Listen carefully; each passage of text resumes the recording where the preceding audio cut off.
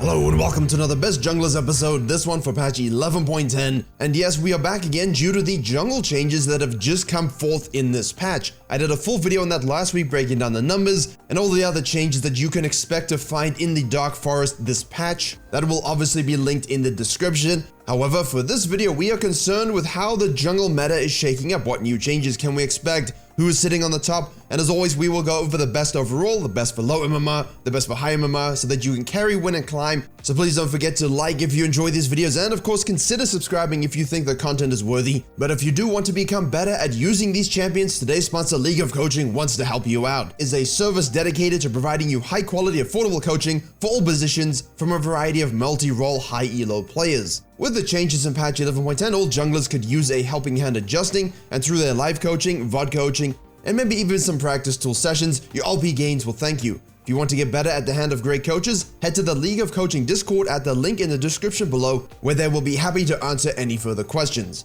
And now, without hesitation, the best junglers. Yes, Morgana still is top of the meta. Now, Rumble may be the best objectively theoretical best jungler in the game, but I will talk about him when we get to him on this page. You'll see he's not first. Morgana sits here because she simply put is the fastest clearer. She simply put has a 3000 year stun. In fact, we made jokes about her Q, we made jokes about her bondage machine R, all in the previous version of this video, so all I'm going to say to you guys is this. If you don't play things like, say, Kindred, maybe even a Gwen, something that can dodge her binding, something like a Xin with their point and click dash is instantaneous and can go from mega range, then this is a very good ban for you. You want to play Volibear? You just can't get close to it. You want to play Warwick? Same thing. You ult, she black shields, you cry. And coupled with the fact that yes, we are having a more high-risk jungle meta, we will need to gank a bit more. We will need to have some kind of presence in rivers to fight over crabs and dragons. You should not be able to AFK farm and get away with it. But because Morgana does it so quickly, she has a lot of downtime between 4 rotations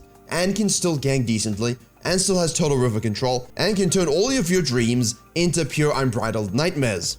Next up, we have Shaco, and you're wondering how he would have changed in this meta.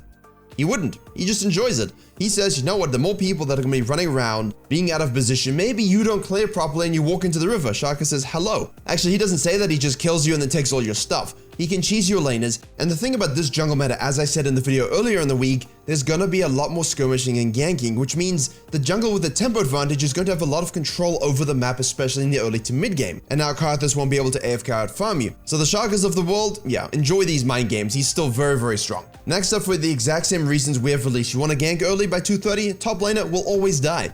I guarantee you that in season 36, Elise is going to be doing a buff Gromp and ganking top laners, and they will still die. It is so written. It is the law of the jungle. It cannot be changed. I'm sorry. I think she just greatly personifies this kind of jungle meta, and when she has a really good win rate in low elo, don't play it in low elo, don't recommend it, it just means that she is strong and the meta suits her. As always with Elise and Chacos of the world, make sure you're invading, removing the enemy jungler from the game, and then also controlling the river and objectives so that you can actually close the game out. On the other hand, you might think, hey, Fiddlesticks, it's not a farming meta anymore. Yeah, the thing is, the Fiddlesticks doesn't really need it to be a farming meta because he does it so quickly, kind of like Morgana. And yes, once you've done the first rotation, once you've done the second rotation, if you get a crab, if you get some kind of pathing or a gank off early, counter gank, what have you, you will be level 6. You will be able to be levels ahead of the enemy jungler, and if you can counter jungle when they're on the other side of the map during your ultimate's downtime, now you have experience control over them as well. Throw in the mid to late game domination phase and the objective sucky, what's not to love? Champion is very strong. Shin is next, and honestly, as I put on the gameplay channel where I said he's the future of jungling, a bit hyperbolic, but I really meant more his playstyle and his objectives in the game, and lo and behold, his win rates are looking mighty spicy. That number 2 pencil is no longer a pencil, it is a fully fledged death spear, and because he can basically yeet to you from half a kilometer away with the new W, he has such a nice gap closer that you can use to deal with the Morganas when she throws her Q out. You can maintain distance while still being able to gap close. His skirmishing is supreme, his farming is decent for the junglers that will start to rise up in the river wars, and I'm seeing a lot of him played in high elo just to basically dominate the early game, kind of like your Rek'Sai Elise playstyle, while also having that Eclipse Sterex build, you know, the typical fighter stuff. It just makes him so difficult to actually kill when he procs that ultimate. He can level 2 gank, he can cheese, he can control tempo when you're against things like Elise. Very few junglers other than him and say Shaco can maybe get ahead of an Elise in tempo and then change the nature of their pathing and control them, especially when people are looking to 4 to 5 camp. At the same time, he can also do that as well. Versatility is the name of the game, Snowball is the way, poke your enemies today. Kha'Zix is next, and honestly, people are still sleeping on him. Agurin can use him in the top of the challenger ladder, but you can't use him to get diamond. I don't believe this. The champion's win rate, pick rate, and ban rate are all substantial. They've all been this way for so long. He basically is just ever present at this point, much like Elise. Unless they buff, nerf, or something drastically happens to propel them to the top again, or just makes them useless, they will always be some of the best junglers in the game. Now for Rumble, I went over this in the last one, basically saying he has almost no downside whatsoever. I made a gameplay analysis on my other channel showcasing exactly how strong he was, and the views simply didn't add up. People were not interested in hearing about Rumble jungle. He can clear fast, he can skirmish well, his ultimate damage is actually just disgusting on such a low cooldown, and does require somewhat coordination to make sure it does the maximum burst damage. It is also a little bit tricky to use. So despite having one of the highest play rates in the game, his win rate is sitting at a very sad 46%. In high elo, it also doesn't do so well. However, you look at the bootcampers at MSI, their solo queue win rates on Rumble are looking kinda good. And as always, you know I like to use data in collaboration with my ideas about the game to make these kind of videos, which means I can combine the theoretical with a little bit of the practical, the reality of the situation. And in this case, Rumble is maybe the objective best jungler in the game. However, the ultimate skill expression is that you need to know how to manage your heat and do everything else I've already said, plus understand your limits and how to jungle in order for this pick to really flourish, which means practically, it simply isn't something that I'm going to tell everyone to go out and play, because it isn't. Just like Taliyah. Taliyah is very strong. I'm not going to tell you all to go and play Taliyah just because her win rate is good. She's a very high mechanical champion, and it just won't work in the majority of cases. If you're making a purely theoretical list, he sits at the top. If you're talking about practical reality, then now we're going to mix things up a little bit, and you have to consider the ability of the players at hand. No offense to most of you, I'm sure you can do it. Just understand that there will be some learning time and some learning curve, and you need to put it in if you want the Rumble jungle to work well.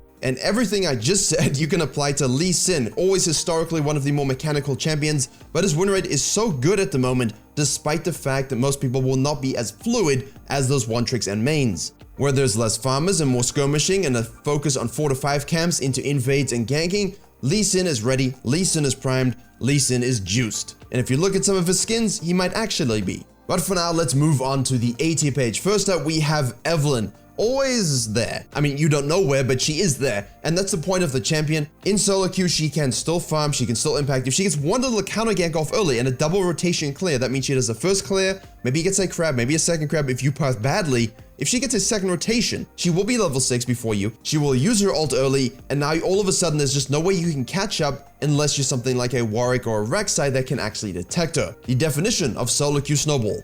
My dear Volibear is next on this list. He can still 5 to 6 camp, and then he can go gank. He can beat most champions on a scuttle crab fight. If he can do that, he has a double crab prio. Also can get early level 6, but all the while ganking, controlling enemy junglers, invading, counter jungling. The only difference is you do fall off. A word of advice to most of you looking to play this champion, go look at the stats for the mythics, find something that suits your playstyle, because Chemtank is not the only choice. Now next up we have Diana. The thing is, her play rate is still higher than Morgana's. People love playing Diana. I know why, because you just get to go into fights, obliterate them with your ultimate, you can skirmish well, and you know, it's kind of fun to have that tower damage ability, you know, a split push focus as well. The downside is you don't have that early CC, and things like Warwick and Volibear, of course I play those, love to fight you early. We can win that fight very easily, in fact. I would hypothesize that a win rate is low enough just because people are not really using the fluidity of her kit to really do anything. They might be farming a bit too much, thinking, hey, I need to get 6. Word of advice, do a 4 to 5 camp, try get into a lane before the enemy jungler, try and get at least 1 crab, get some counter jungling done. And yes, I kind of was just talking about Warwick, but I absolutely love him at the moment. I think he's in a great spot, like many others on this list, because of the changes to the jungle, enjoys the fact that you can 4 camp action into double crab, should be very easy for you to do. You win a lot of 1v1s early, and if you have tracked the enemy jungler properly, you can sneak an early dragon. And if you can lay the foundation of your game like this every game with Warwick, you will find that even if you go the full tanky route, which I think is the best honestly, you will get the most kills, you will tank the most damage, you will never die, and objectives are all yours. Sounds like a pretty good champion for the meta. Next, we have Kayn. Not much to say on this except for the fact that Ras got buffed, and now I mentioned things like Volibear, Warwick, you see the Nunu and Zac coming up next. Rast enjoys. Rast is excited. Blue Cane is excited for those squishies that you have running around, but Ross really will enjoy the Lee Sin Tops, the other melee junglers coming out. Also, because he doesn't really want to farm as much as those other farming junglers did, which meant he kind of fell behind sometimes, but he does farm faster than all the other skirmishing junglers, which he likes to skirmish so he can get those juicy orbs in form. It's Kane's time, or Rost's time, depending on your point of view. You will see I've slapped the Zac and the Nunu together because basically choose your tank and enjoy. That's it. They buffed the Sunfire Aegis. You have to decide, do you like long-range bombs or do you like Indiana Jones rolling boulders? Either way, they accomplish the same fantasy, and because you won't be automatically outscaled by higher damage junglers now, you can afford to have those risky gangs and still be able to farm decently well, and Zac's damage and Nunu's damage, it's actually kind of high anyway. And should you find yourself against some of these beefy boys, Kindred is looking much better. Those last round of buffs, even if they were small, seems to have done a little bit of a trick, just getting them back into the general populace in terms of win rate and performance. Does well into certain matchups. Always people used to pick Kindred into Sejuani for those reasons. Also does very well into Morgana, so that's a reason for that win rate being strong. It's also something you have to consider. Why are win rates strong in terms of matchups based upon who's played the most? If you're most likely to face a Morgana, and you beat Morgana, that win rate will be inflated a bit. And Nocturne, you know, doesn't enjoy the reduction in experience, but he's still around. I still think you can farm. His lethal tempo fist to fist is always good. And having that semi-global for lanes that are just absolutely hopeless is always one of the best things you can have, especially if you can path to get 6 first, path to make sure the enemy jungler is stifled a bit, and they won't have a 6 to match. Low MMR looks pretty much exactly the same. There should be no surprises here. You can of course throw down with the Amumu. You can of course throw down with other champions in this elo. However, these are the ones that I believe give you the best chance to carry your games and not necessarily to cede that power to someone else in your team, because in this elo you don't want to. You want to be the one who's in control. And when you're playing a Master Yi, when you're playing a Shaco, a Nocturne, you're playing a Diana, you have all the control you need in order to win the game. You have all the control you need in order to solo carry. So don't blame your teammates. With a Mumu, to a certain degree, you could say, well, no one followed up. Probably you engaged at the wrong time, yes, but you don't have the same kind of power for objectives and tower taking. Keep that in mind, keep strong, my friends. I believe you will reach gold this season. However, if your goal is to, of course, climb in high elo, get to master tier, these are some of the best champions. Not all, because obviously the meta in high elo shifts drastically from region to region. The Nidalee in Korea, for example, the Taliyah in EU West. You cannot, of course, forget about the Kayn. You cannot forget about the Rengar. We're seeing a little bit of Gwen jungle as well. Look at the pick rates, look at the ban rates, look at your matchups. There are a lot of one-tricks in high elos as well, specifically Shaco mains on EU West. They don't care about the matchups, they just play the game. Rumble obviously is sitting atop that list in terms of viability. Absolutely insanely broken champion in the right hands. But these 8 champions coupled with a few others based upon your region will give you the best chance to carry in this elo. Any jungler that's typically used here is quote-unquote the best, especially in the hands of the person who mains it. But there you have it, the best junglers for the changes from 11.10 onward. Not a huge shift in terms of like a new meta, but a lot of other junglers creeping up and performing well based on matchups and the fact that farming is reduced. Thank you very much for watching. I hope you were able to enjoy and learn something. Please do like, share, and comment if you did. Don't forget to subscribe to this channel, the gameplay channel, especially the gameplay channel, which will have a whole bunch of different examples of how the meta is going to shake up with these champions. And as always, I will see you all in the next tutorial.